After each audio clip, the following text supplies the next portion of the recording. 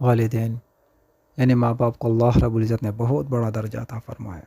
جگہ جگہ میں اللہ رب العزت نے خود قرآن میں ارشاد فرمایا، ایک جگہ آتا ہے کہ تیرے رب نے حکم کر دیا کہ اس کی سوا کسی کی عبادت مت کرو اور تم اپنے ماں باپ کے ساتھ حسن سلوک کیا کرو۔ اس طریقے سے دوسری جگہ ارشاد فرمایا ہے کہ جس کا مفہوم ہے اگر وہ تیرے پاس بڑھاپے کو پہنچ جائیں، یعنی بڑھاپے کی عمر کو پالیں، تو ان میں سے کسی ایک یا دونوں کی تو کبھی ان کو اف تک نہ کہنا۔ اس طریقے ایک جگہ فرمایا ہے جس کا مفہوم ہے کہ نہ جڑ کے نہ ان کو جھڑکنا ہے، یعنی سخت کلامی نہ کرنا، اور ان کو خوب ادب سے بات کرنا، یعنی نرم اور بہتر کلام کرنا، اور ان کے سامنے شفقت اور ان کی ساری کے ساتھ جھکے رہنا۔ یہاں پر میں آپ کو اسی بابت میں ایک واقعہ ذکر کرتا ہوں۔ حضرت پاک صلی اللہ علیہ وسلم کے زمانے کا وبان رحمۃ اللہ علیہ حضرت انس رضی اللہ تعالیٰ عنہ سے روایت کرتے ہیں کہ رسول اللہ صلی اللہ علیہ وسلم کے زمانے مبارک میں ایک نوجوان تھا جس کا نام علقمہ رضی اللہ تعالیٰ عنہ تھا۔ بڑا سخی تھا، بکثرت صدقہ کرتا تھا اور اس طریقے سے بہت محنتی تھا اور اللہ رب العزت کی عبادت کرتا تھا۔ جب وہ بیمار ہوا اور اس کی بیوی نے رسول اللہ صلی اللہ علیہ وسلم کی خدمت میں پیغام بھیجا کہ میرا خاوند نزع کے عالم میں ہے، میرا خیال ہوا کہ آپ صلی اللہ علیہ وسلم کو اطلاع کر دوں، تو آپ صلی اللہ علیہ وسلم نے صحابہ کا ایک وفد بھیجا جن میں حضرت بلال رضی اللہ تعالیٰ عنہ، حضرت علی رضی اللہ تعالیٰ عنہ، حضرت سلمان اور حضرت عمار رضی اللہ تعالیٰ عنہ شامل تھے۔ پر ان کو فرمایا کہ جاؤ اور علقمہ رضی اللہ تعالیٰ عنہ کی خیر خبر معلوم کرو۔ یہ حضرات وہاں پہنچے اور اسے لا الہ الا اللہ پڑھنے کی تلقین کی، مگر زبان نہ چل سکی۔ کرب المرگ ہوئے، یعنی موت کے قریب ہوئے، تو ان حضرات نے حضرت بلال رضی اللہ تعالیٰ عنہ کو نبی کریم صلی اللہ علیہ وسلم کی خدمت عالیہ میں بھیجا کہ اس کے حالات سے آپ صلی اللہ علیہ وسلم کو آگاہ کرے اور اطلاع دیں۔ آپ صلی اللہ علیہ وسلم نے ارشاد فرمایا کہ ان کی والدین ہیں۔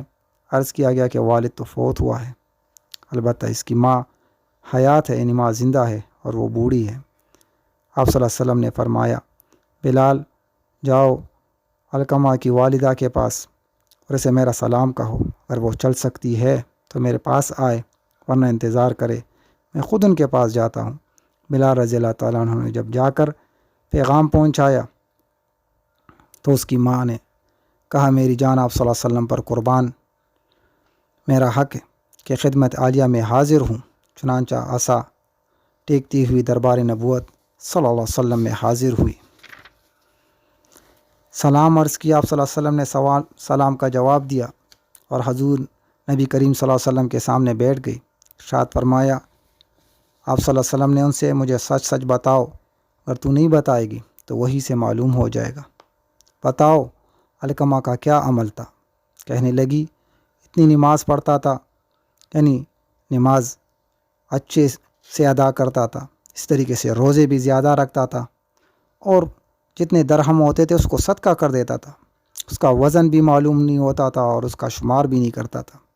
پھر ارشاد فرمایا تیرے ساتھ اس کا معاملہ کیسا تھا؟ کہنے لگی یا رسول اللہ میں اس سے ناراض ہوں۔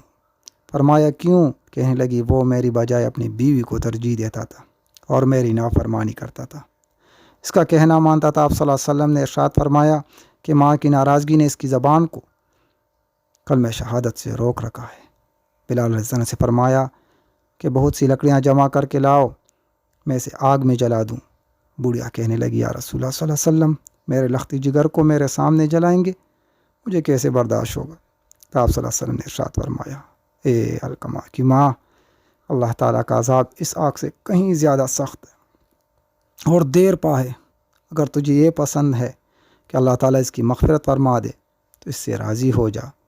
اس ذات کی قسم جس کے قبضے میں میری جان ہے، اسے نماز اور صدقہ فائدہ نہیں دے گی جب تک تو اس سے راضی نہ رہے۔ بڑھیا دونوں ہاتھ اٹھا کر کہنے لگی یا رسول اللہ صلی اللہ علیہ وسلم میں آسمان والے خدا کو اور آپ کو اور حاضرین مجلس کو گواہ بناتی ہوں کہ میں علقمہ رضی اللہ تعالیٰ عنہ سے راضی ہوں۔ آپ صلی اللہ علیہ وسلم نے ارشاد فرمایا بلال جا ذرا دیکھو علقمہ رضی اللہ تعالیٰ عنہ لا الہ الا اللہ پڑھنے لگے۔ ممکن ہے کہ اس کی ماں نے میری شرم کی وجہ سے ایسا کہا ہو اور دل سے نہ کہا ہو، جب حضرت بلال رضی اللہ تعالیٰ عنہ دروازے پر پہنچے تو علقمہ رضی اللہ تعالیٰ عنہ کو لا الہ الا اللہ پڑھتے سنا۔ اندر جا کر بتانے لگے کہ علقمہ سے والدہ کی ناراضگی نے اس کی زبان کو شہادت توحید سے روک رکھا تھا اور اس کی رضامندی نے زبان کو جاری کر دیا۔ چنانچہ علقمہ رضی اللہ تعالیٰ عنہ اسی دن فوت ہو گئے۔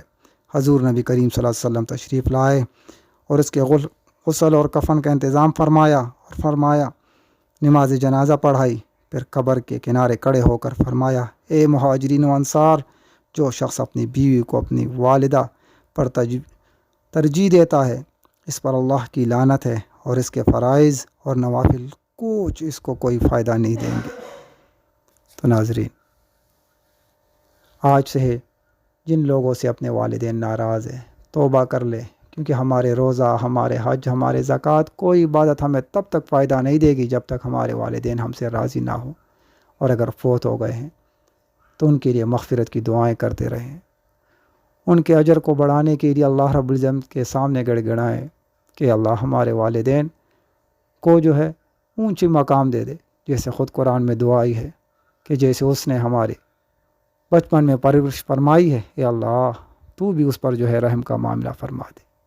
اللہ مجھ کو بھی اور آپ کو بھی، ہم سب کو اپنے والدین کا فرما بردار بنا دے، اور اللہ کے بعد والدین کا حق ہے، تو اس وجہ سے جو اپنے والدین کا فرما بردار ہوگا وہ اللہ کا بھی فرما بردار ہوگا۔